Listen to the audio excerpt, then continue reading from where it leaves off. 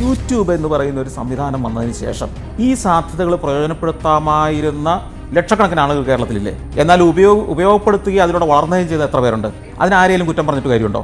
സർക്കാരിൻ്റെ കുഴപ്പം കൊണ്ടാണോ? വേറെ എന്തെങ്കിലും കുഴപ്പം കൊണ്ടാണോ? റോഡില്ലാത്തത് കൊണ്ടാണോ? അവരുടെയൊക്കെ സ്കിൽ എന്തുകൊണ്ടാണ് ഈ സോഷ്യൽ മീഡിയ ഇത്രയും ഫ്രീ ആയിട്ട്, ഇത്രയും ഒരു ഇൻവെസ്റ്റ്മെൻറ്റും വേണ്ട, ഇവിടെ ഒരു ട്രേഡ് യൂണിയനെയും ഭയപ്പെടേണ്ട, ഒരു സർക്കാരിൻ്റെ ലൈസൻസ് വേണ്ട, ഒരു യൂട്യൂബ് ചാനൽ തുടങ്ങാൻ ഇത്രയൊക്കെ മതി, മെനക്കെടാൻ തയ്യാറല്ല. ഈ സോഷ്യൽ മീഡിയയിലെ ചില വാലും തലയില്ലാത്ത ചില ബിറ്റൊക്കെ കണ്ടിട്ടാണ് നമ്മൾ നമ്മുടെ രാജ്യത്തെ അനലൈസ് ചെയ്യുന്നത്, ചില വിഷയങ്ങളെ അനലൈസ് ചെയ്യുന്നത്, തീരുമാനമെടുക്കുന്നത്.